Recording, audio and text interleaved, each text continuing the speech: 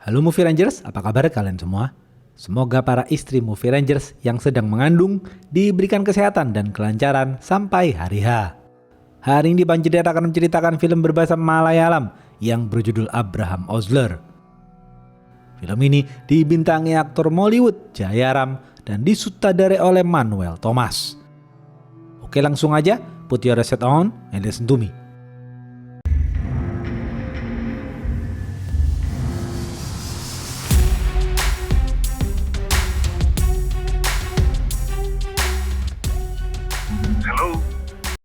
Pemeran film ini antara lain, Osler adalah seorang polisi yang jujur, Arun adalah seorang dokter, Satish adalah dokter forensik, Krishna adalah pria yang kehilangan suaranya. Suatu hari, seorang polisi jujur bernama Osler sedang berlibur ke villa bersama istri dan putrinya. Osler tidak memberitahu siapapun kemana ia berlibur. Osler hanya memberitahu asistennya kemana ia berlibur karena Osler tidak mau diganggu siapapun. Ketika Osler sedang asik mengobrol dengan putrinya, tiba-tiba seorang polisi setempat menelpon villa Osler dan memberitahu telah terjadi pembunuhan di villa dekat Osler menginap. Osler naik mobil dan pergi ke TKP. Di tengah perjalanan, Osler menelpon asistennya dan kesal kepada asistennya karena memberitahu polisi setempat bahwa Osler berlibur di sana. Asisten Osler mengatakan ia tidak memberitahu siapapun kemana Osler berlibur. Osler kaget mendengar hal itu. Lalu, siapa yang menelpon Osler di villa tadi? Osler langsung putar balik dan kembali ke villa. Ternyata, istri dan putrinya sudah diculik.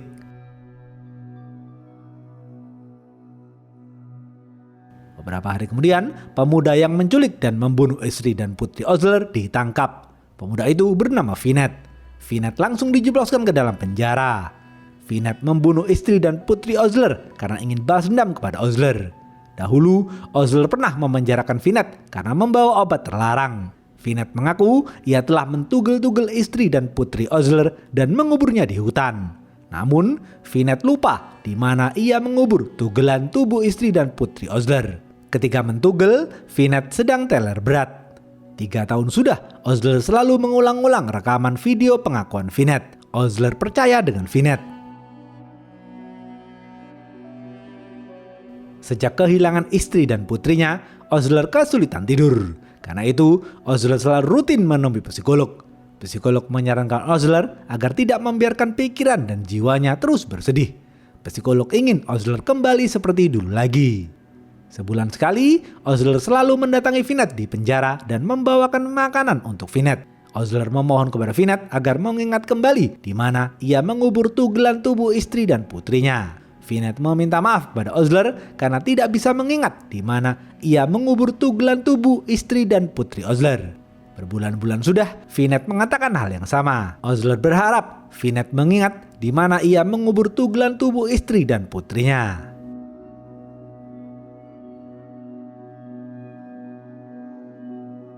Malam hari, seorang pemuda kaya bernama Navin pulang bekerja. Navin pulang naik motor. Di jembatan yang sepi, Navin ditabrak truk dari belakang.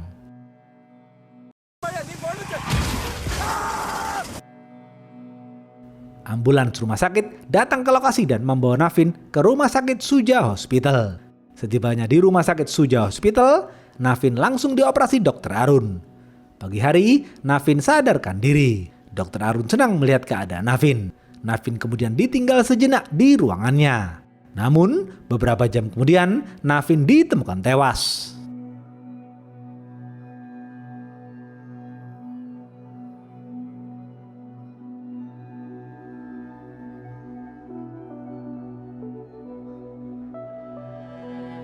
Kapolres memerintahkan Osler untuk menangani kasus ini. Investigasi dimulai. Osler dan 2 anak buahnya pergi ke rumah sakit dan melakukan olah TKP. Di TKP, Osler menemukan selembar kertas berupa kalimat motivasi. Rekaman CCTV rumah sakit telah dirusak oleh pelaku. Osler bertanya kepada supir ambulan dari mana ia mendapatkan informasi Navin mengalami kecelakaan.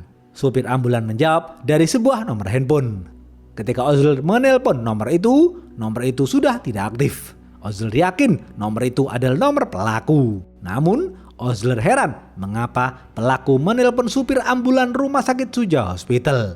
Padahal ada banyak rumah sakit yang berada dekat di lokasi kecelakaan. Osler mencurigai pihak rumah sakit Suja Hospital.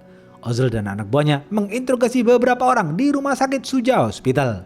Namun, Osler tidak mendapatkan petunjuk.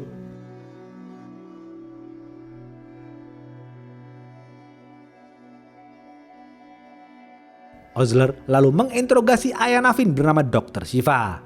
Osler bertanya kepada Dr. Shiva, apakah Navin mempunyai musuh? Dr. Shiva menjawab, Navin tidak mempunyai musuh. Dr. Shiva mengatakan, bagi orang tua, kehilangan anak adalah musibah terberat. നമ്മൾ ജീവിച്ചിരിക്കുമ്പോൾ ഇന്നത് കാണുന്നതിനേക്കാൾ വലിയൊരു ട്രാജഡി ഇല്ല sir. Osler kemudian pergi menemui dokter forensik bernama Dr. Satish.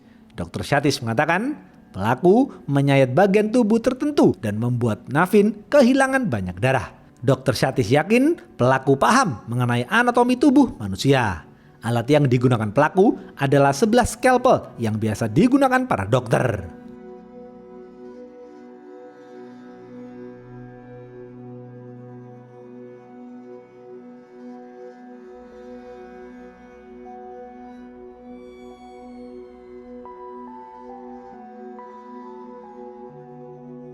Osler dan anak buahnya pergi ke Cybercell dan mengecek rekaman CCTV di pom bensin dekat jembatan dan juga kamera CCTV di pintu tol. Kepolisian mencari kendaraan yang diduga menabrak Navin. Setelah itu, Osler kembali ke kantor polisi dan terus memikirkan kasus ini. Malam hari, seorang pria bernama Sajimon mengendarai motornya di jalan sepi. Tiba-tiba, dari belakang, Sajimon diserang oleh beberapa orang hingga terluka parah. Tak lama kemudian, pelaku yang menggunakan truk datang dan membawa Sajimon ke rumah sakit terdekat. Setibanya di rumah sakit, pelaku yang menggunakan hoodie menurunkan Sajimon di halaman rumah sakit. Pelaku kemudian kabur melarikan diri. Para perawat bingung melihat hal itu. Para perawat langsung membawa Sajimon ke ruang ICU. Sajimon langsung ditangani dokter. Setelah ditangani dokter, Sajimon dibiarkan beristirahat. Beberapa menit kemudian, listrik di rumah sakit padam. Pelaku menggunakan pakaian dokter dan berjalan masuk ke ruang Sajimon. Pelaku langsung menyayat tubuh Sajimon hingga tewas.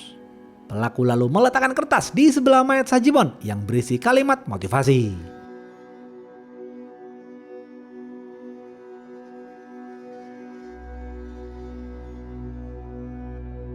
Pagi hari, Osler mendatangi rumah sakit dan melakukan olah TKP. Pola pembunuhan Sajimon sama persis dengan pola pembunuhan Navin. Osler juga menemukan kertas yang berisi kalimat motivasi.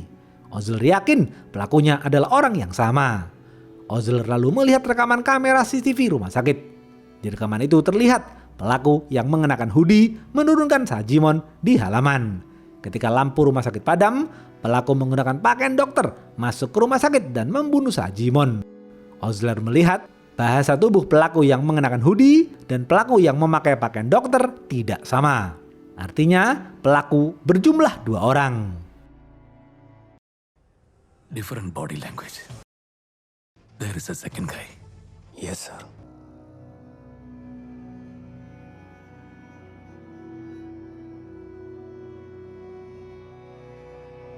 Osler dan anak buahnya mendatangi kedua orang tua Sajimon dan menginterogasi mereka. Ibunda Sajimon terus menangisi kematian putranya. Sedangkan ayah Sajimon bernama Ragavan hanya mengudut. Ragavan bekerja sebagai pengantar mayat ke Universitas Kedokteran. Ragavan adalah pria yang doyan mabuk.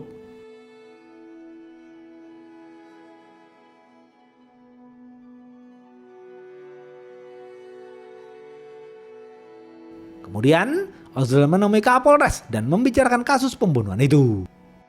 Pagi hari, pelaku mendatangi sebuah restoran mewah milik seorang pemuda kaya bernama Ashok. Terlihat pelaku yang mengenakan hoodie menemui Ashok dan menawarkan manisan buatannya. Ashok menyukai manisan itu.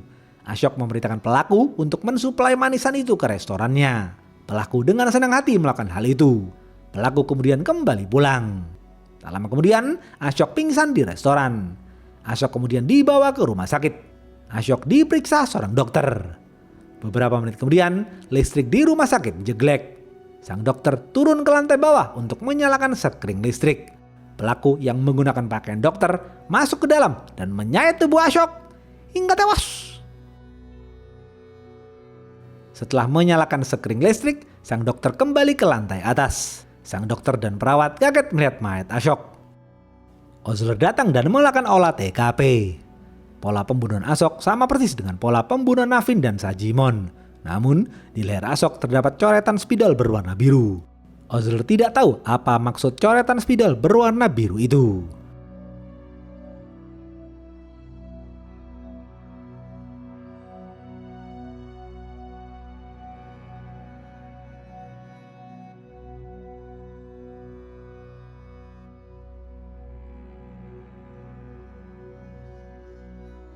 Osler kemudian menemui Dr. Satis dan bertanya mengenai tanda biru di leher Ashok.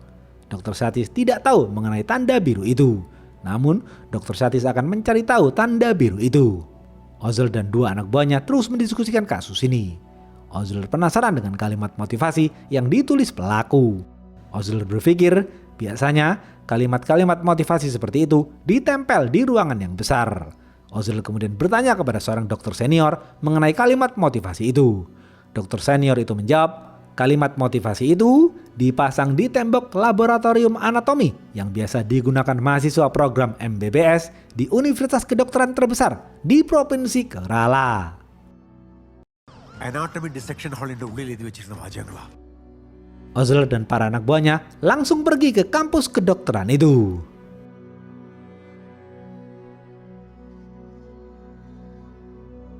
Setibanya di kampus, Osler dan para anak buahnya masuk ke ruang laboratorium anatomi.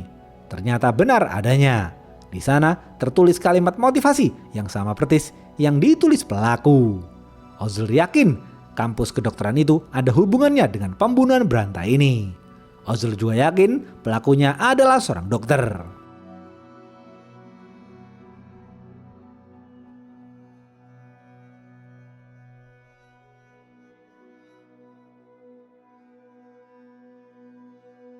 Osler dan anak buahnya kemudian menemui ayah Ashok bernama Dr. Selvaraj. Osler mengajukan beberapa pertanyaan kepada Dr. Selvaraj. Dr. Selvaraj adalah pengusaha kaya. Dahulu, Dr. Selvaraj adalah seorang dokter yang pernah mengambil program MBBS. Namun, di tengah jalan, Dr. Selvaraj tidak melanjutkan kuliahnya. Selvaraj kemudian berbisnis dan sukses. Setelah menginterogasi Dr. Selvaraj, Osler dan dua anak buahnya kembali pulang.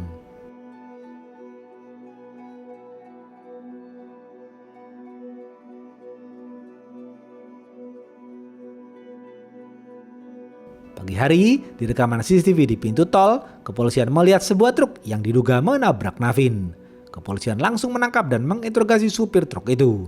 Supir truk itu mengatakan ia tidak menabrak Navin. Tetapi, malam itu ia melihat seorang pria mengenakan hoodie berdiri di depan Navin yang tergeletak lemas. Supir truk menawarkan bantuan kepada pria itu, namun pria itu menolak.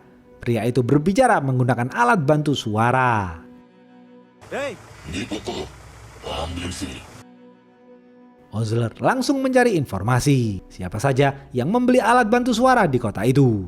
Osler mendapatkan informasi pria bernama Krishna pernah membeli alat bantu suara. Osler langsung mendatangi rumah Krishna.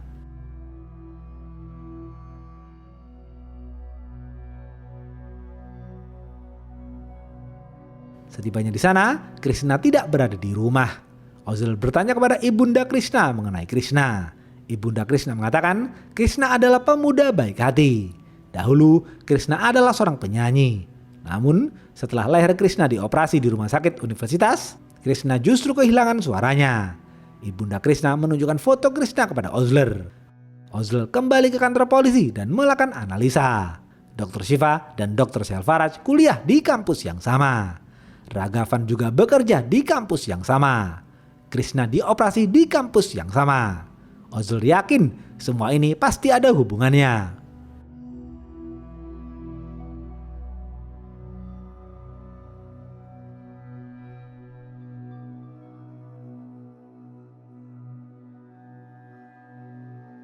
Osler lalu kembali ke kampus dan mencari informasi lebih dalam mengenai Dr. Shiva dan Dr. Selvaraj.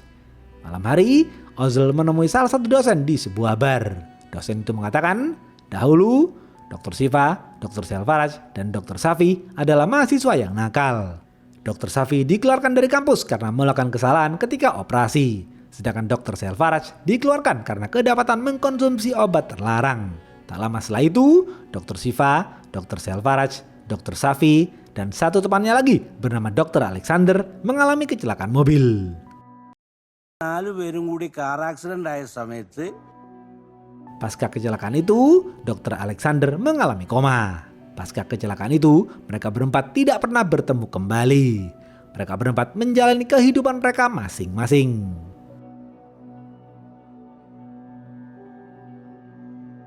Osler baru tahu bahwa Dr. Siva, Dr. Selvaraj, Dr. Safi, dan Dr. Alexander adalah teman satu kampus. Mereka berempat sama-sama pernah mengambil program MBBS. Osler khawatir korban selanjutnya adalah putra Dr. Safi dan putra Dr. Alexander. Osler harus segera mencari Dr. Safi dan Dr. Alexander untuk menyelamatkan putra mereka. Osler dan anak buahnya langsung mencari Dr. Safi dan Dr. Alexander. Osler menemukan keberadaan Dr. Safi. Osler bertanya kepada Dr. Safi di mana keberadaan putra Dr. Safi. Dr. Safi menjawab putranya sedang kuliah di luar kota. Osler mengatakan mulai sekarang kepolisian akan memberikan perlindungan kepada Dr. Safi dan putranya. Dalam waktu dekat, Dr. Safi akan melakukan operasi. Dr. Safi adalah sosok pria angkuh yang tidak mau kalah. Osler tidak suka dengan sikap Dr. Safi. Terlihat Dr. Safi, Dr. Siva, dan Dr. Selvaraj saling mengobrol di telepon secara sembunyi-sembunyi. Mereka bertiga terlihat ketakutan. Mereka bertiga bertanya mengenai Dr. Alexander. Tak lama kemudian, pria yang mengaku sebagai Dr. Alexander ingin menemui Osler. Osler dan anak buahnya langsung menemui pria yang mengaku sebagai Dr. Alexander. Osler dan pria itu saling berkenalan. Tiba-tiba, Krishna dan para anak buahnya datang dan mengeroyok Osler. Osler dan anak buahnya membalas pukulan mereka. Mereka semua terlibat baku hantam.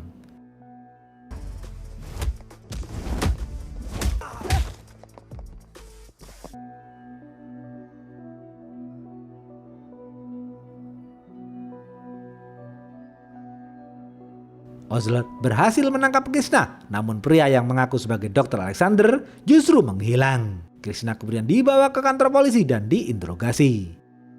Di kantor polisi, Krishna mengakui semuanya. Ia terlibat dalam pembunuhan Navin, Ashok, dan Sajimon.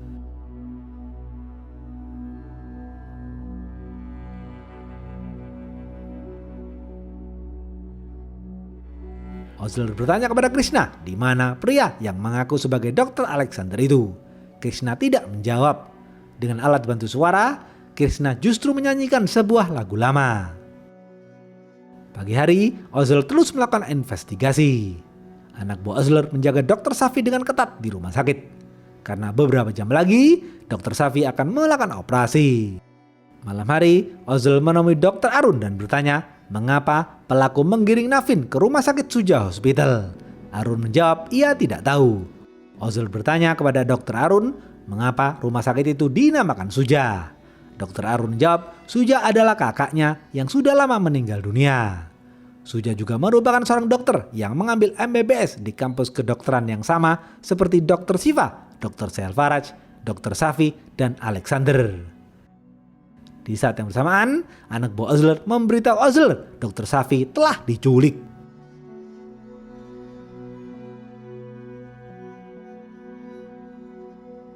Kapolres juga memberitahu Osler bahwa pria yang mengaku sebagai Dr. Alexander itu bukan Dr. Alexander, melainkan orang lain.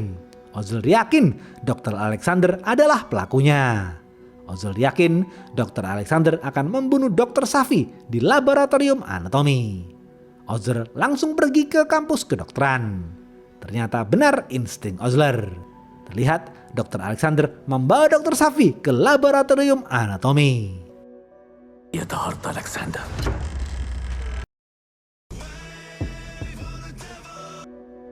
Dr. Alexander memberikan coretan spidol berwarna biru di tangan Dr. Safi.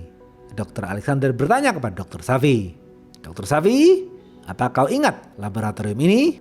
Dr. Alexander lalu bersiap akan menusuk Dr. Safi dengan pisau. Namun, Osler datang dan melepaskan tembakan peringatan. Osler lalu menangkap dan membawa Dr. Alexander ke kantor polisi. Di kantor polisi, Krishna dan Dr. Alexander mengakui semuanya. Mereka berdua adalah pelaku pembunuhan ini.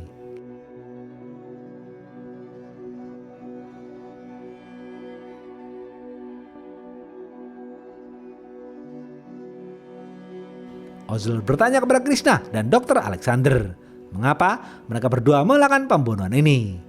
Barulah di sini diceritakan fakta masa lalu Dr. Alexander.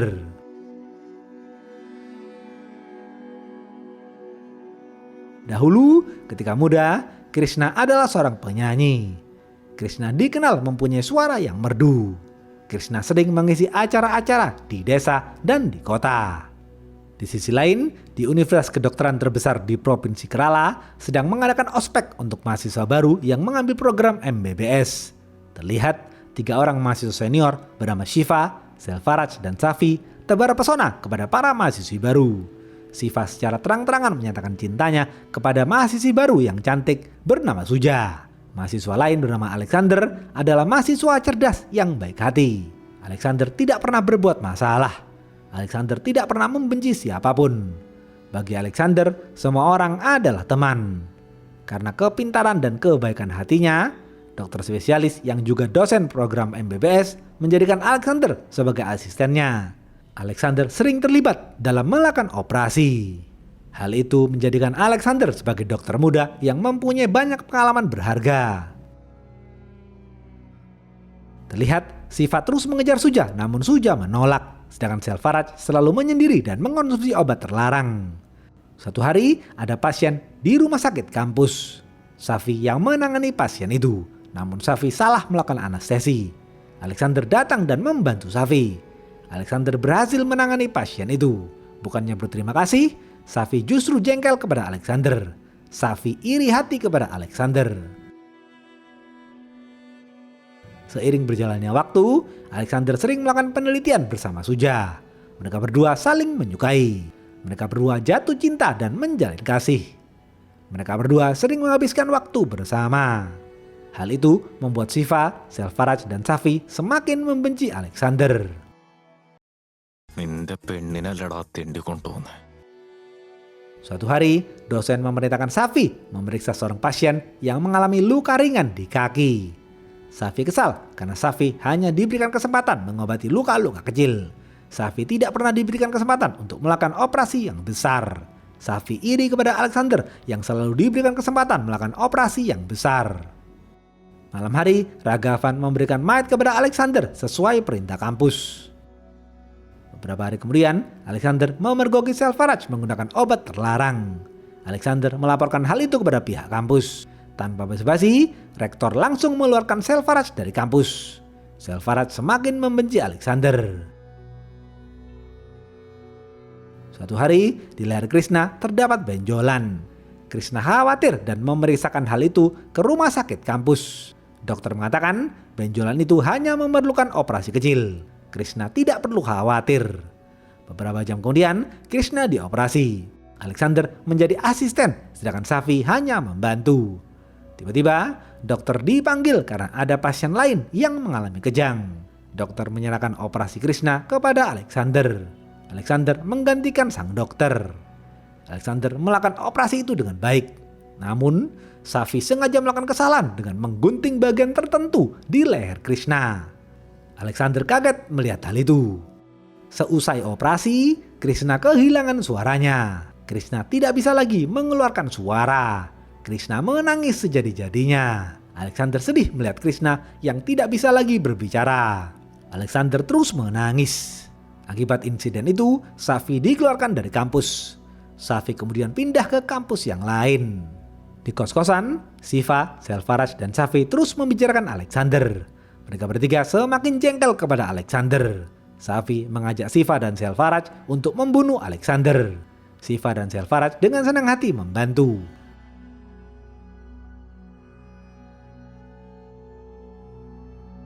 Beberapa hari kemudian, mereka bertiga beraksi. Shiva, Selvaraj, dan Safi bekerja sama dengan Ragavan menjebak Alexander. Malam hari, Ragavan memberitahu Alexander bahwa Suja menunggunya di laboratorium anatomi. Alexander percaya dengan hal itu. Alexander lalu pergi ke laboratorium anatomi. Tiba-tiba, dari belakang, Safi memukul Alexander. Safi kemudian membius Alexander. Shiva, Selvaraj, dan Safi lalu memasukkan Alexander ke dalam mobil. Mereka bertiga membawa Alexander ke tempat sepi. Di tengah jalan, Shiva dan Selvaraj turun dari mobil.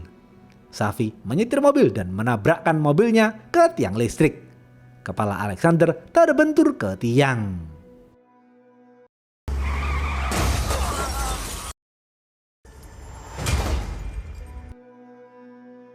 Hal itu menyebabkan Alexander mengalami koma selama 8 bulan.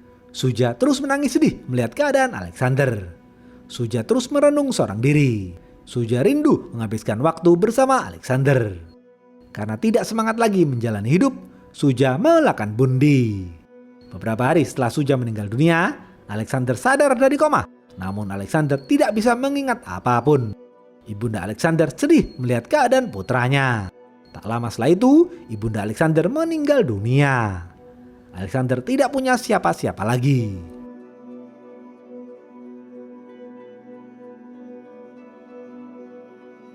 Beberapa tahun kemudian, secara tidak sengaja, Alexander melihat Krishna di acara televisi. Ketika melihat Krishna, Alexander mengingat semuanya. Alexander mengingat Suja, Siva, Selvaraj, Safi, dan Ragavan. Alexander lalu menemui Krishna dan memberitahu semuanya. Alexander dan Krishna sepakat bekerja sama untuk melakukan balas dendam kepada Siva, Selvaraj, Safi, dan Ragavan. Alexander ingin membuat mereka semua menderita. Karena itu, Alexander membunuh putra Siva, putra Selvaraj, dan putra Ragavan. Alexander mengatakan kepada Osler, ia hanya bercita-cita menjadi seorang dokter yang baik. Namun, semua cita-cita mulia itu hancur karena ulah Safi dan kawan-kawan.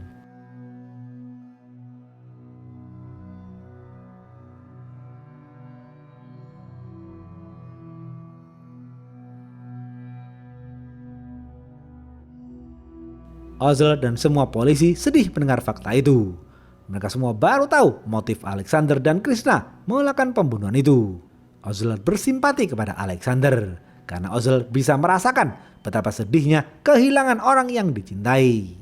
Sebelum dijebloskan ke dalam penjara, Alexander minta dipertemukan dengan Dr. Safi. Osler menuruti permintaan Alexander. Osler langsung memanggil Dr. Safi.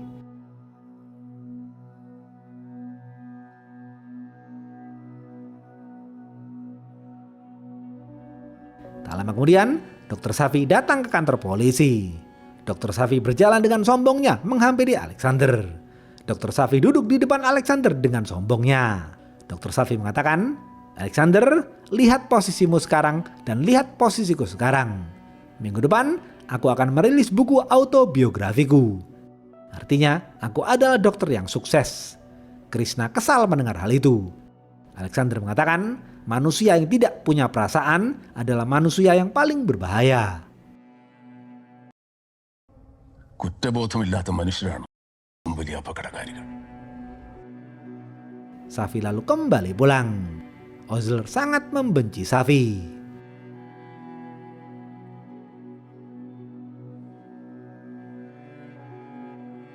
Tujuh hari kemudian, di sebuah hall, Safi merilis buku autobiografinya.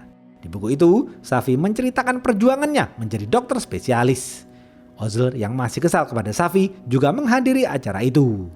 Di tengah-tengah acara, Dr. Satish menelpon Osler. Dr. Satish memberitahu hasil analisanya mengenai coretan spidol berwarna biru yang ada di tangan Dr. Safi. Dr. Satish mengatakan coretan biru itu bukan coretan biasa. Coretan biru itu adalah bakteri yang mematikan. Jika bakteri itu sudah masuk dalam tubuh manusia, bakteri itu akan berkembang biak dengan cepat. Dalam 7 hari, manusia itu akan meninggal dunia karena serangan jantung. Osler kaget mendengar hal itu. Di saat yang bersamaan, Safi batuk-batuk dan merasakan sakit di dadanya. Safi kemudian jatuh pingsan dan meninggal dunia. Semua orang mengira Safi meninggal dunia karena serangan jantung.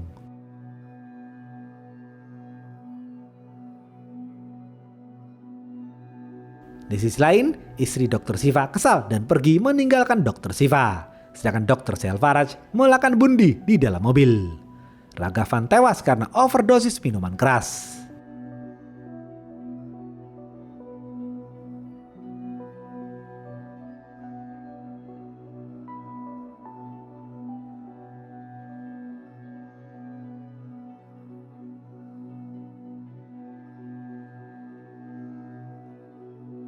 Besok pagi, Dr. Arun memandangi foto Suja yang ia pajang di rumah sakit.